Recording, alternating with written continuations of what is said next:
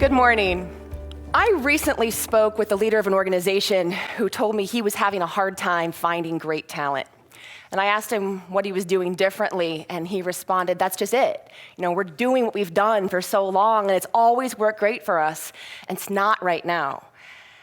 The reality is, as Carol mentioned, in this current world of 3.7% unemployment and one of the highest employee turnover rates, voluntary employee turnover rates we've seen since 2001, the world's changing in terms of attracting and retaining talent. If I leave you with one key idea today, it's this: recruit is a verb. It is an active process. Attracting and retaining is an active process, and you can't any longer just put out a job ad and think you're going to get resumes and find that great talent. So the rules are changing, and even the rules that worked 2 years ago, last year, have to be revisited and thinking about talent differently. So I'm not an economist. I'm not a fortune teller. We're seeing lots of headlines about a cooling economy, and eventually that's going to happen, right? But we firmly believe that even if, and of course when, unemployment starts to creep up a little bit more, the talent shortage is real, and it's here to stay for the foreseeable future. Baby boomers are retiring. They're retiring at record rates, but they're also staying in the workforce a little longer than previous generations, but we're still seeing this major turnover in the workforce. Even as unemployment moves up a little bit, the talent that you're all fighting for, that top caliber of talent, is still working. And you have to be able to get to them and convince them to come to your organization. So today I want to do two things. First, I want to share with you some of the big trends we're seeing in terms of attracting and retaining talent. And then, for those of you who do plan to hire talent in 2020, I want to share with you a few tips that I hope you will find successful. So let's start with this first trend we've been seeing for a while. Salaries are going up. In August of this year, and tomorrow we're supposed to see the September jobs report numbers, and so we're anticipating that tomorrow morning. But in terms of the August jobs report numbers, we saw 3.2% increase year to year for salary growth for Americans. In our practice, we're seeing that as a lot higher. To give you an example, we'll talk about CFOs. The past 3 to 4 years, we have seen CFO market salaries go up about 4 to 5% annually. But total market comp, we've seen go up 6 to 10% annually for the past 3 to 4 years. There are a lot of reasons for that, but partly we think it's because of private equity firms coming into the market, really having the ability to hire that top talent and pay that top talent, and it's rising those salaries for the entire market. The real wage jumps, though, aren't just in the CFO category and others. We're seeing the real wage jumps for those who are changing jobs. It is not unheard of for us to have candidates get a 15 to 20% increase when they change jobs. So the takeaway for you is simple, but also really important. If you haven't conducted a salary survey recently, especially for your top talent, the talent you most want to keep, now is the time. There are plenty of free tools out there. If you want to just go to something like a payscale.com or a salary.com, I encourage you to at least do some initial checking there. But also you can hire someone to do an official salary survey. But it's really important to make sure you're paying your top people, those you most want to keep, at the levels they need to be paid to keep them in your organization. Secondly, we're seeing a more creative use of employee benefits to attract and retain talent. And not necessarily always the kegs of beer, although that's not unheard of these days, especially in creative agencies. But we're seeing employers really thinking about benefits as a way to attract and retain, and not just a thing you have to offer your workforce. By the way, we're asked a lot what the average PTO time is these days. We would say 3 weeks is really standard. If you're not offering 3 weeks, even to younger employees, you're not matching what we're seeing in the market. But beyond that, we're seeing a lot in terms of flexibility. We've been talking about flexibility for a long time in the market. It is the number one thing that our candidates are asking about in new jobs. They want to be trusted. They want to be able to work to fit their entire life, and that's really important to them. Beyond that, there are lots of health benefits that are coming into play, not just things like gym memberships, which there's some mixed reviews about whether those actually are being used by employees, but things like on-site healthcare screenings. We have a client who's actually relatively small and still manages to bring health screenings on site to allow those employees to stay healthy and to get those checks done on office hours. Beyond that, we're seeing some really creative things too. There's a big push, which is, I think, fantastic, towards student loan repayment, especially for younger employees who are struggling to repay that huge student debt they've accumulated over the years to work for your company, many of them, right? So employers are helping to pay some of that money back for them. We're seeing things like choose your own benefits. So if you've ever taken a cruise, you know that sometimes you're allowed to choose 3 perks on the cruise. Do you want Wi-Fi? Do you want the drink package? The same thing is happening in employee benefits. So some organizations are even letting you choose your holidays. You know, if you don't celebrate Christmas, what holiday do you want instead? So allowing employees to pick their own holidays, to pick from different tiers of benefit packages. I saw one large company that was offering a Netflix subscription for its younger employees, which might sound ridiculous to some of us, but if you're a millennial and you really want your Netflix package, that can be one of your many benefits you choose from.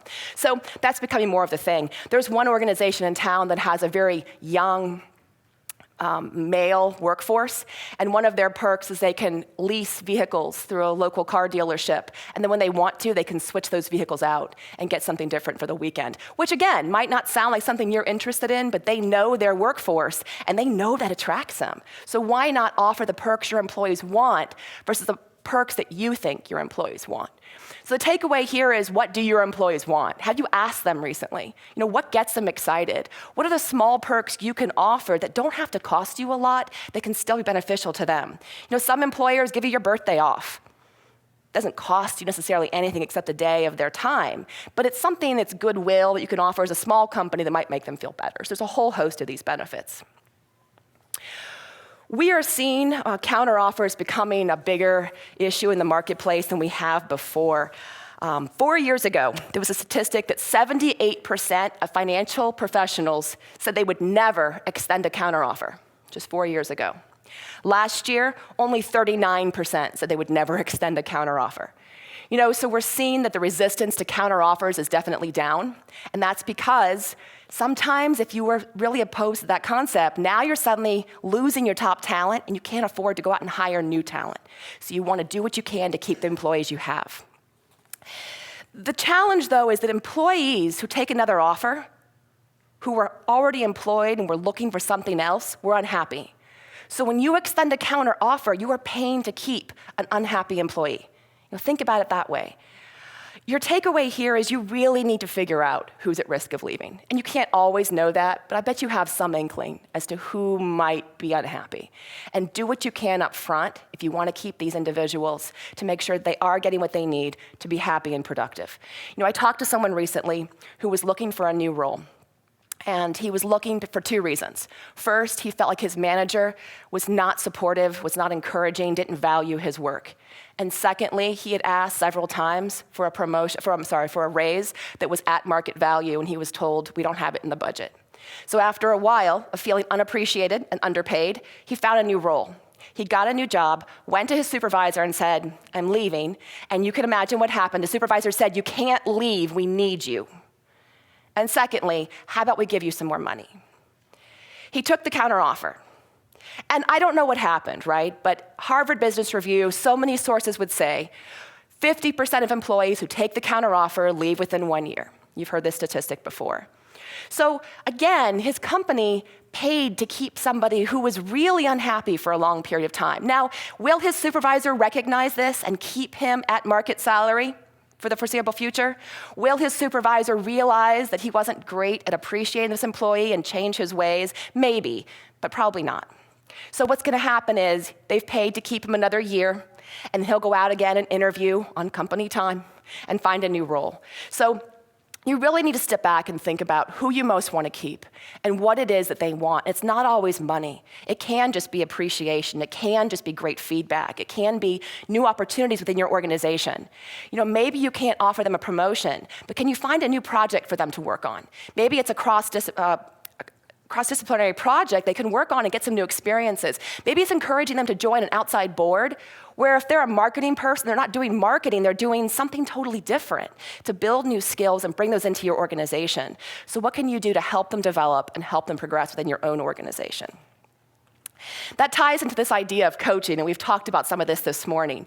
This is maybe, some of you will say that's not really a trend anymore, this idea that coaching is replacing performance reviews. We've been talking about it for a few years, but it's starting to finally happen. I think a lot of organizations waited. They wanted to see if it was really going to come into play, but it is. Performance reviews are so old school. This idea that I'm going to talk to you about your past 12 months, I don't know what you did 11 months ago or 4 months ago or last month. I know what you did this week, right? So this comes down to this idea of quick feedback that Denny talked about. It comes down to coaching. This is maybe informal, like me walking around a plant floor and giving some coaching in the moment, but it can also be more formalized, where maybe it's an off-site coffee chat. At my last organization, there were 2 of us. We had 7 direct reports, and every month we rotated and had coffee with individuals to talk to them about what was happening that particular month, their wins, their challenges, what was bothering them. And that seemed to be a good rotation for us, where we had that one-on-one, and off-site worked really well for us too. Coffee shops with your hands around a warm mug do really great things for sharing and talking versus sitting across from someone in a cold office. And they all are always cold, right? So that worked really well for us. Here's the key though. You can't assume that all of your managers know how to coach. And that's where this becomes tricky, is that there has to be either a couple different options here. Is one, you figure out who of your frontline managers can do this process, or second, you train. That's probably the best way to do it, is to train all of your managers to some extent about how to do this coaching, how to give good feedback, how to talk to their employees. This is my favorite of the trends we're seeing because it is so human and it is so important. Because of this unemployment dipping so low, we are seeing workers who were at once on the sidelines coming back into the workforce. And that's a wonderful thing because it's giving more opportunities for so many people. One side effect of that is they're bringing some challenges with them. So we're seeing, of course, all kinds of barriers in our workforce, including lack of transportation, lack of quality childcare, addiction, mental illness, prison records, other things that are holding them back. And it's not just holding them back personally. What we're finding is that it prevents them from being able to get to work, from being able to focus on their work and being able to stay in the same job. So we're really seeing employers making a concerted effort to step up and really offer that support to their workforce. And there are all kinds of things here you can do to help with this. First of all, Cincinnati Works, I'm sure many of you are familiar with the work they're doing, but they have a wonderful workforce connection program that embeds coaches into your workplace. 1 to 2 days a week. They're there specifically to work with your frontline workers and help them overcome some of these barriers. So if it's transportation or quality childcare or whatever it is, they can help the employees with those situations. And the benefit here is this is not an HR person from your company, because that's kind of scary for an employee to go to an HR person in your own organization and tell them some of their real big challenges. This is an outside person who's there that they know will be very confidential in what they share with the company. So the initial results of this program have been wildly successful, and it's something to look into if you're seeing these challenges with your frontline workers. The second thing I would encourage you to do is to Google the Women's Fund, Greater Cincinnati Employer Toolkit. Women's Fund, Greater Cincinnati Employer Toolkit. The Women's Fund of the Greater Cincinnati Foundation put together this wonderful and free toolkit that talks about some of the benefits you might offer in your organization and some of the unintended consequences those can have on your frontline or low-wage workers. I'll give you a good story to illustrate this. Mary Stagaman, on her Inclusive Chamber podcast, has this great story. She interviewed some representatives from the zoo, and they were talking about a benefit they were offering their employees, which was bus passes. The zoo decided they were going to help with transportation barriers and offer a monthly Metro pass to their employees. And they announced this, and all the employee had to do was pay for the monthly pass, bring in their receipt, the zoo would reimburse them fully. And 2 employees took them up on this. And they couldn't figure out why, because they knew they had more employees who needed this benefit. And as they did some digging, what they learned was this. A lot of their lower wage workers couldn't afford the $70 to pay for that Metro Pass up front. And so rather than get it for free and get reimbursed, they were just doing one-time trips because they had that money in their pocket every day, or they were just finding rides to work, or they were walking or finding other options of getting to work. So what the zoo decided to do was it was already in the budget. The money was in the budget. They worked with Metro. They got a reduced rate, and they purchased the passes up front. And they just handed them out to employees who needed them. They weren't spending more money in their budget. It was already there. But now 25 employees immediately took advantage of this opportunity. So they got the intended consequence without having to worry about the employees feeling frustrated they couldn't take advantage of the benefit. So anyway, when you download this toolkit, you'll find all kinds of perks and the benefits that you're offering that might have unintended consequences and ways you can rework those for all of your workforce to be able to take advantage of them. We've been talking for a long time about branding. We will more today as well. Corporate brand, your product brand, your service brand. And I think that's drilled in all of our minds. We know what our big brands are. But we're really seeing this shift toward employer brand. What is it like to work for your organization? What does it mean if I'm an employee of your company? What does that say about you? What is the proposition you're offering me to come work there? And what this really is the merger of HR and marketing. In some cases, technology and IT too, if they need to be able to implement that process. But this is where HR and marketing come together, and they create one unified strategy to show people what it's like to be part of your organization. And so this is in many ways using your owned resources, your website, your blog, your social media, to get that message out in a very concise way. So take a look at your social media channels. Take a look at your website. What do I find by looking at those resources of yours about what it's like to be an employee? One great example locally is Health Carousel. If you've been to their career page, you'll see some really impactful videos. One of them is a story about a patient. It's this beautiful picture of a little girl. And they go through how every single role in their organization comes back to that patient. We need our accounting department because it comes back to this patient, and they explain every single job. Well, if I'm looking for a job there, I'm not just custodial staff. I'm not just an accountant. I'm not just a recruiter. I'm working for that patient. And the why is so strong in that messaging that it tells that story for your employees. No matter what you do, you have a story about why employees should work for you and how they're going to benefit themselves, their families, the community, the world, whatever it is. And you have to tell that story. So your takeaway here is this. Do your marketing and HR teams talk? Do they collaborate? And some of you are laughing because you are the HR and marketing team, and I get that. I've worked for those organizations too. And if that's your case, are you thinking through those two different areas together? How are you blending your HR strategy into your marketing strategy? And that's a big concept, but it's something that's really worth thinking about this year. When it comes to talent today, there are really three options for employers. Either you keep the talent you have and you develop them, you automate processes for which you can't find talent, or you have to hire new talent, right? It's as simple as those three things. So if you're someone, how many of you plan to be hiring in the next year? Most of you, many hands are going up. I know there's some confusion in the market, but we really think that that's going to continue in many ways. If you're finding yourself hiring in the next year, a couple things to think about. What is your recruiting process, and what is your candidate experience? I'm reading a lot of marketing journals, and they're all talking about shopper experience, what it's like to buy something from your store. Do I get an email right away telling me I made a great purchase, and what's the return experience like? Same thing is true when they apply for a job with you. What's the experience like? I have seen so many job applications where I submit my resume, and then I have to key in all this information. My past 5 businesses and their address and their zip code. My past 4 employers and their cell phone numbers, like I was not going to put that in there, right? They asked for all the information that was just in my resume. I can spend 20, 30, 40 minutes filling out a job application. And I've talked to some clients, I've talked to some business owners who say, if that employee wants a job with my company, they will invest the time in my job application.